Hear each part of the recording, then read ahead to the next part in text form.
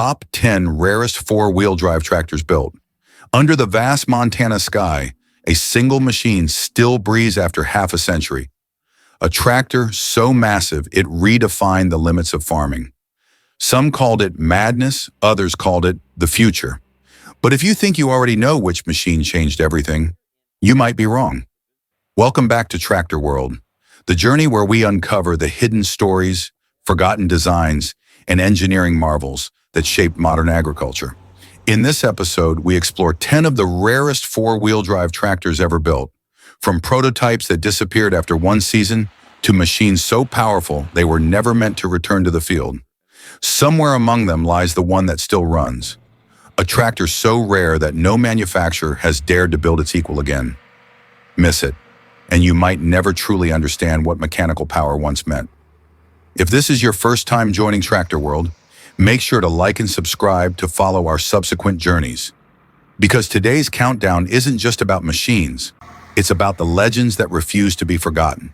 Ranked 10th, Versatile 125, 1966. The birth of affordable four-wheel drive. Before giant horsepower ruled the plains, there was an idea forged in a small Winnipeg workshop. A belief that four-wheel drive shouldn't belong only to the rich or the experimental.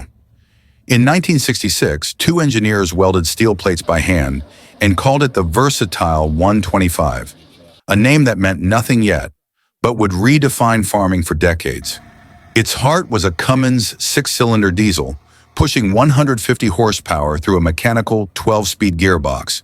No hydraulics, no electronics, just raw, maintainable power. The frame, a simple box of steel beams, cut and aligned so any farmer could fix it with basic tools. Across Manitoba, the first 125s crawled into spring fields, their twin axles biting into thawing soil. They weren't elegant, but they pulled plows that once required two smaller tractors. For farmers, it wasn't just a new machine, it was independence on four-driven wheels. Few outside the prairies noticed. No glossy brochures, no export push. Yet every modern articulated tractor carries its DNA, from the way its frame flexes to the placement of its universal joints. Today, barely a handful remain. One sits in a quiet barn near Portage-la-Prairie, its yellow paint faded, serial tag almost unreadable. Each turn of the crank reveals a fragment of mid-century optimism, a record of what could be built when need outweighed scale. In the archives of Canadian agriculture, the entry is brief. Versatile 125, prototype four-wheel drive tractor, 1966, limited production. No marketing line, no legend, just a notation that started a revolution. But not every company that chased four-wheel power survived its first leap. A few miles south in Racine, Wisconsin, another manufacturer tried the same experiment and paid the price. Ranked 9th, Case 1200. The first king that fell. Across the border, another company had a different kind of dream. Not built in a workshop, but born in a boardroom. In 1963, the J.I. Case Company announced a revolution. They called it the 1200 Traction King, a four-wheel drive giant that promised to outpull every machine on the continent. Beneath its orange hood sat a 7.4-liter Case 451 diesel, delivering over 150 horsepower to both axles through a transfer case designed in-house. It was the first time an American manufacturer had produced a true articulated four-wheel drive at scale. On paper, it was everything farmers wanted: power, traction, status. In the fields of North Dakota, it became a symbol of progress until the first failures arrived. The articulation pivot cracked under heavy tillage. Hydraulic lines twisted and burst. Operators found themselves stranded mid-season, with parts still weeks away from Racine. For Case, the numbers were precise. Production costs soared, warranty claims piled up, and by 1965, the Traction King line was quietly discontinued. Yet the engineers never saw it as a defeat. The lessons written in broken joints and seized clutches became the blueprint for future models like the 1470 and later Steiger collaborations. It was built to prove that Case could lead the four-wheel drive revolution. In the end, it proved how costly being first could be. But innovation didn't stop with corporations. A more minor team, working far from the spotlight, would refine every mistake Case made and turn it into a tractor farmers still admire today. Ranked 8th, IH 4366, the blueprint of modern power. While Case retreated, another American giant prepared its counterattack, armed with truck engines and factory precision. In 1970, deep within International Harvester's Melrose Park facility, a new kind of tractor took shape. Engineers called it the 4366, a number that meant nothing then, but symbolized everything IH wanted to become. Powerful, modern, unstoppable.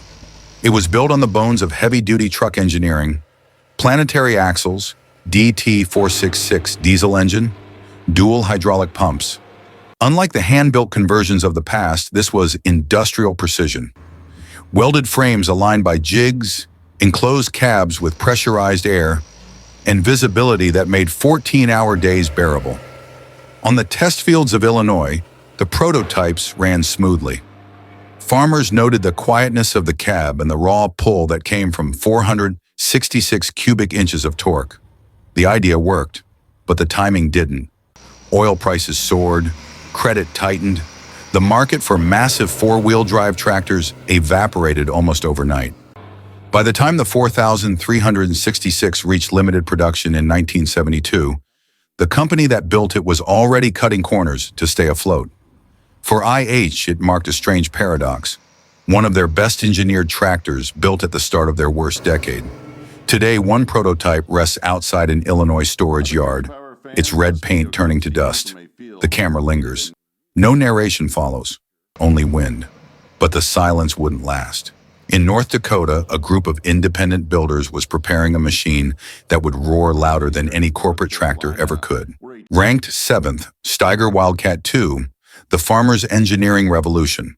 When corporations hesitated, a few men in Fargo decided to build machines that didn't ask for permission. The Steiger Wildcat II was never designed in a laboratory. It was drawn on concrete floors, welded under bare light bulbs, and tested on the same fields that demanded its creation. In 1974, Steiger's engineers stripped down a Caterpillar 3306 turbo diesel, paired it with a Fuller truck gearbox, and bolted both into a hand-built frame. The result? Nearly 300 horsepower that farmers could service with wrenches, not dealerships. Each component had a purpose. The lime green paint wasn't branding, it was visibility, a safety color borrowed from industrial cranes. There were no decals promising innovation, no corporate slogans, just torque, steel, and the confidence that simplicity would outlast complexity. The prototype program built fewer than 20 units, yet its success forced the industry to change. John Deere began studying Steiger's modular frame design. Case engineers visited Fargo quietly, taking notes on field serviceability. The Wildcat II proved that progress didn't have to come from boardrooms. It could come from barns.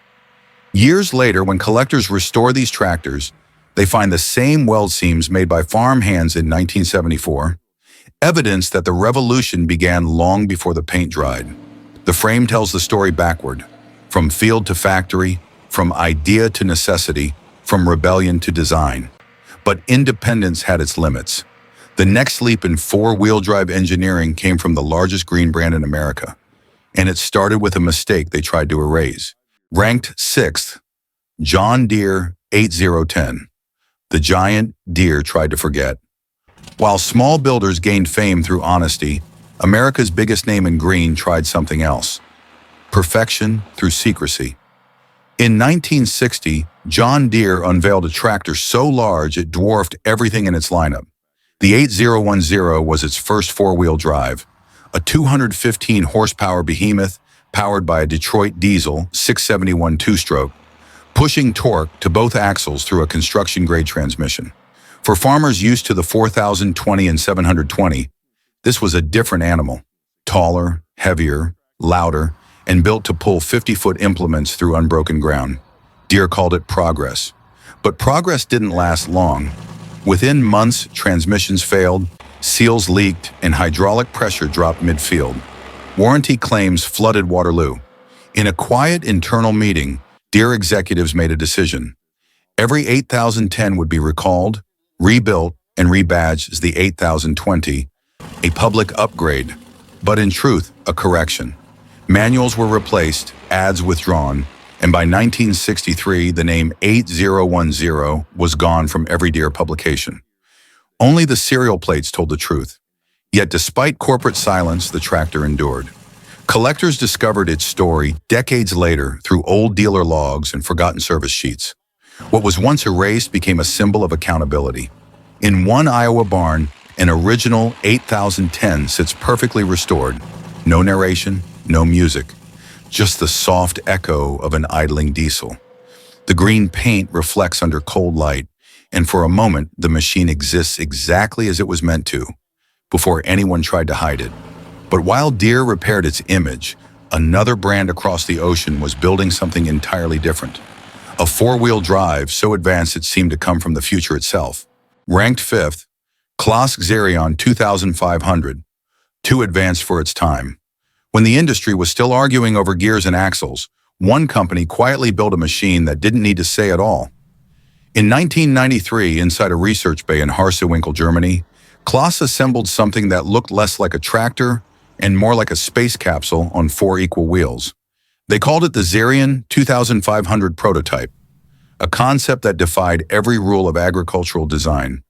Its heart was a continuously variable transmission from ZF, a system that used hydraulics and mechanical power in perfect balance to create seamless motion. At a time when competitors still clutched and shifted, the Xerion glided. Operators could rotate the entire cab 180 degrees to face rearward. The tractor could reverse plows without turning around, work forwards or backwards with equal efficiency, and store performance data on early microchips. But the world was not ready for a smart tractor. Circuit boards failed in heat, software lagged, and production costs tripled those of traditional models.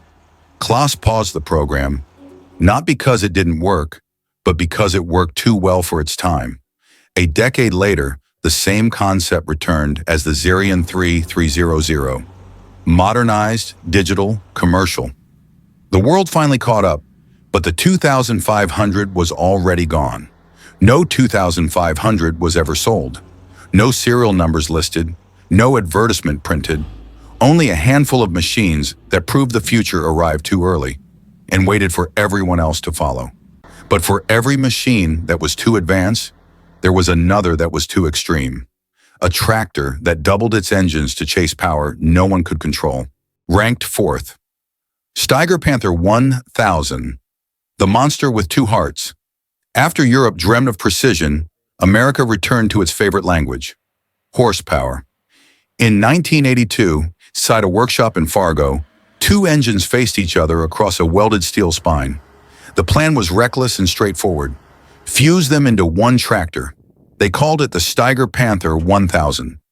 Not a concept, but a provocation. Two Caterpillar 3406B diesels, 10-speed gearboxes on each side, over 600 horsepower under one cab. The idea was to solve a problem no one could afford to have. Build a single machine that could replace two. Each engine drove its own axle. Articulation linked their torque like the hinge of a colossal animal. When synchronized, it was flawless. When misaligned, it is catastrophic. During field trials near Jamestown, the Panther 1000 ripped through heavy loam faster than any tractor ever measured. Farmers gathered just to watch the twin exhausts erupt side by side. But every hour of power required 2 hours of service. Fuel lines tangled, temperatures diverged, and synchronization drifted after every shift. Engineers logged every failure, hoping to refine it. The farm economy crashed before they could. One prototype was rolled into storage. Its engines were drained, its logbooks closed mid-sentence. And yet, across the border in Canada, another experiment would chase balance instead of brute force. An 8-wheel tractor built not for excess, but for curiosity.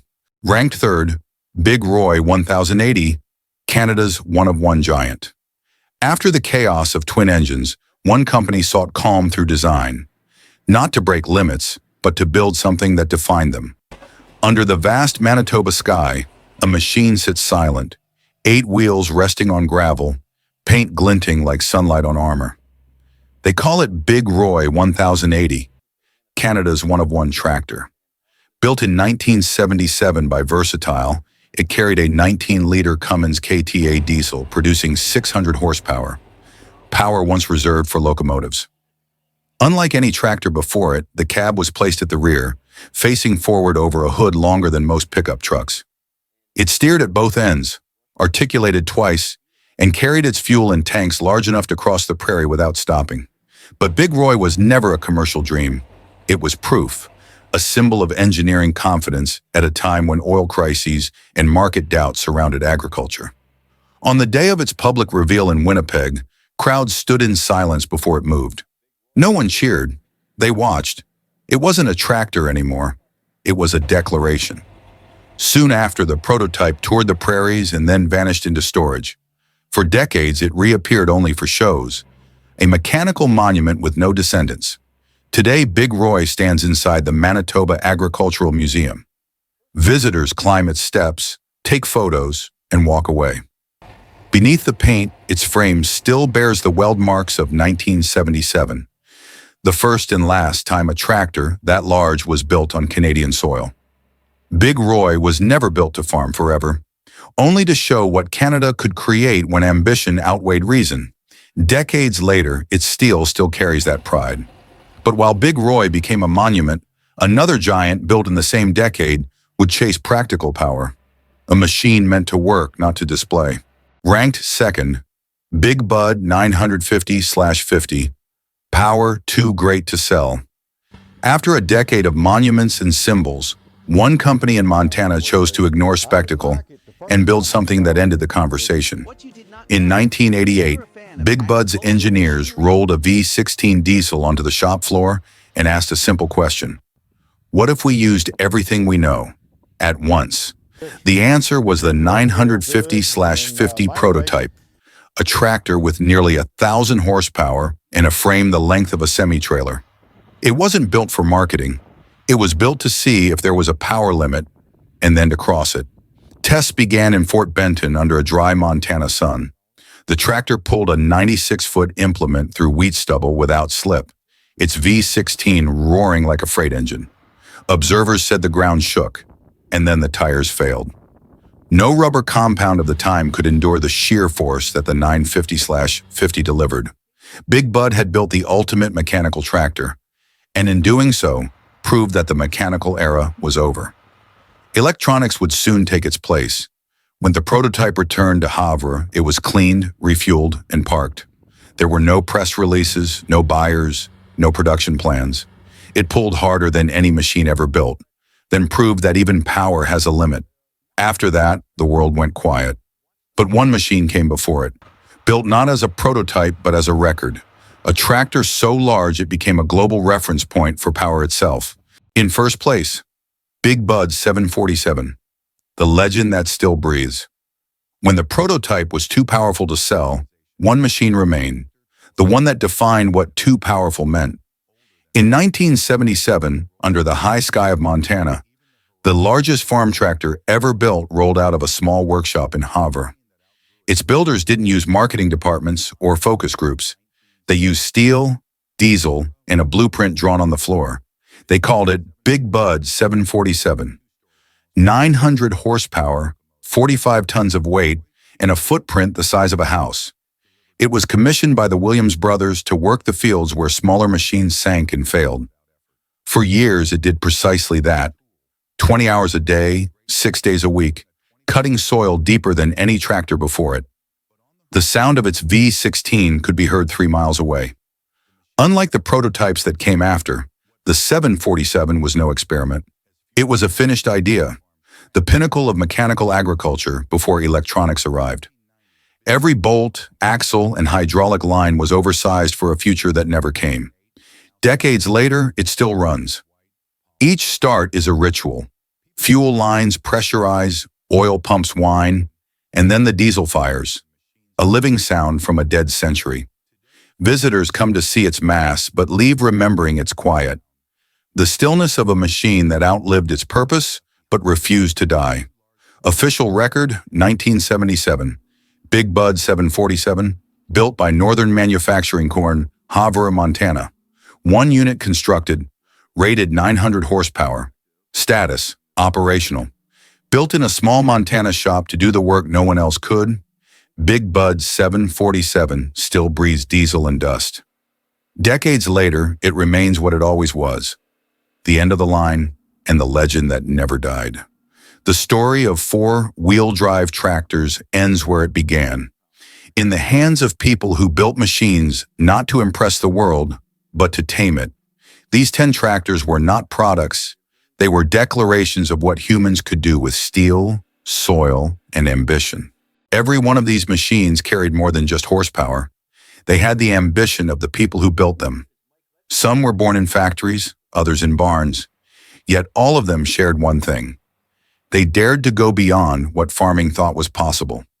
Decades have passed, and many of these tractors now rest in museums or private barns, silent but undefeated.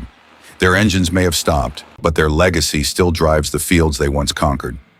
Thank you for watching Tractor World, where every story uncovers the machines that built our world. If you enjoyed this journey, leave a like and subscribe, not just to support the channel, but to join us on the next episode, where we explore the tractors so powerful that most farmers could never afford to stand behind their wheels.